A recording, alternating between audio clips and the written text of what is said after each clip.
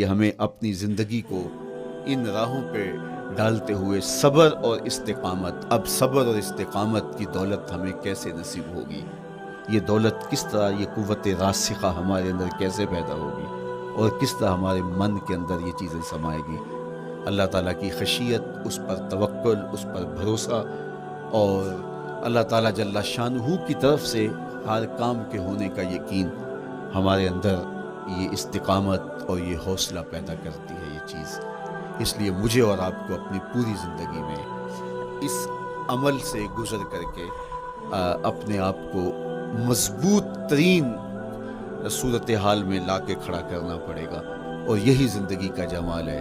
تو اب پھر دیکھیے قرآن کیا کہہ رہا ہے، لا اقسم بہذا البلد وانت حل بہذا البلد ووالد وما ولد، 3 قسمیں کی۔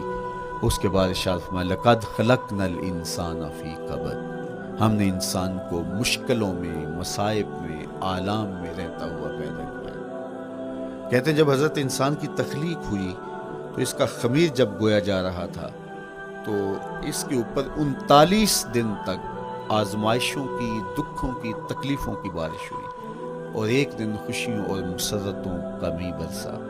تو انسان کی زندگی کے اندر حالات سے ٹکرانا اور دکھوں کو سہنا اور دکھوں سے مقابلہ کرنا یہ سیکھنا پڑے گا، اور جب انسان اس کو عملی طور پر سیکھ جائے گا تو پھر زندگی کا جمال اور زندگی کا حسن نصیب ہوگا۔ دوسری بات، ہمیں اپنی زندگی میں 7 چیزوں کو اپنا اصول بنا لینا چاہیے، اور یہ 7 چیزیں وہ ہیں جو ہماری زندگی کو ایک خوبصورت سانچے میں ڈھال کر کے ہمیں ایک پاکیزہ اور ستھرا انسان بنا دیتی۔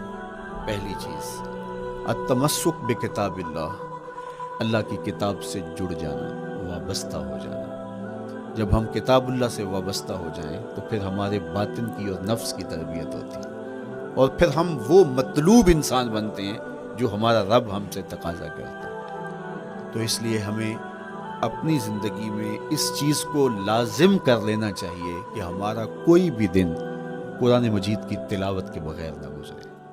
اپنے دن کا آغاز قرآن مجید کی تلاوت سے کیجیے۔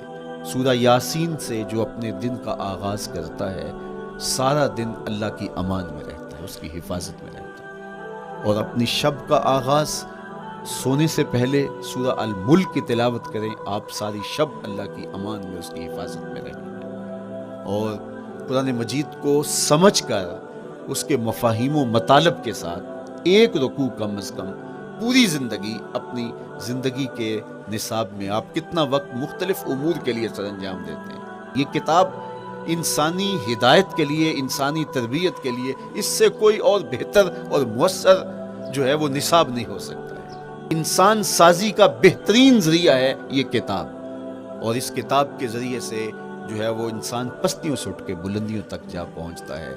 اقبال نے تو کہا کہ گر تمی خواہی مسلمان زیستن، نیست ممکن جز بقرآن زیستن، اگر تو مسلمان بن کے جینا چاہتا ہے تو قرآن کے بغیر ایک قدم بھی نہیں چل سکتا۔ تو آگے چل کے اسی نظم میں کہا کہ فاش می گوئم آنکھ در دل مزمرست، ای کتابیں نیست چیزیں دیگرست، اگر میں کھل کے بیان کر دوں جو میرے سینے میں چھپا ہے تو میں تجھے بتا دوں کھل کے یہ کتاب نہیں، یہ کوئی اور ہی شے ہے۔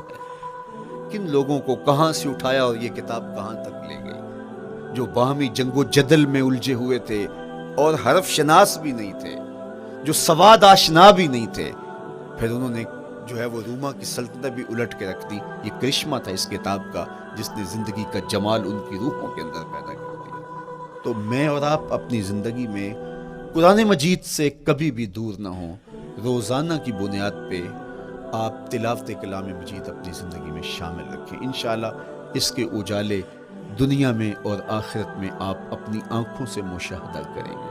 حضرت امام احمد بن حنبل فرماتے ہیں، میں نے رب سے کہا کہ مجھے اپنا قرب عطا کر، آواز آئی میرا قرب چاہتے ہو تو قرآن پڑھا کر۔ یہ رب کی قربت کی بھی ضمانت ہے اور ضبط نفس اور باطن کی تربیت کا بھی ذریعہ ہے۔ اچھا، دوسری بات، والاقتداء بسنت رسول اللہ صلی اللہ علیہ وآلہ وسلم، ہمارے لیے بہترین نمونہ ہمارے حضور علیہ الصلوۃ والسلام کی زندگی ہے۔ حضور کے دیا ہوا نظام حیات ہے جس پر حضور نے خود عمل کر کے دکھایا۔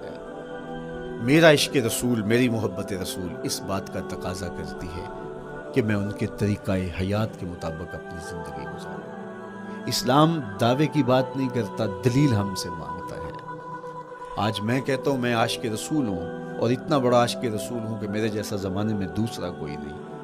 میرے جذبات ایسے دکھائی دیتے ہیں آسمان کو چیر دوں گا اور زمین کو پھاڑ دوں گا، لیکن ہمسایوں کے ساتھ میرا سلوک بتاتا ہے کہ میں عاشق رسول نہیں ہوں۔ دوستوں کے ساتھ میرا رویہ بتاتا ہے کہ میں عاشق رسول نہیں ہوں۔ میں کسی سے وعدہ کرتا ہوں اور پھر اس پہ پورا نہیں اتر پاتا، تو صاحب پھر آپ عاشق رسول نہیں ہیں، آپ کچھ اور ہیں۔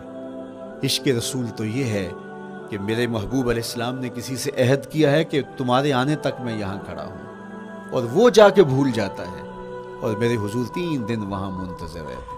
وہ اچانک گزرا اور دیکھا تو حضور علیہ السلام کھڑے ہیں، تو خود پریشان ہوا۔ صرف اتنی بات اسے کہی، صاحب تو نے مجھے مشکل میں ڈال دیا، تو نے مجھے مشقت میں ڈال دیا۔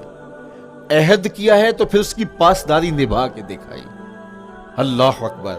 میں اگر حضور سے محبت کرنے والا ہوں تو میرا رویہ بتائے کہ میں عاشق رسول ہوں۔ میری زبان پر جھوٹ نہیں بول سکتا۔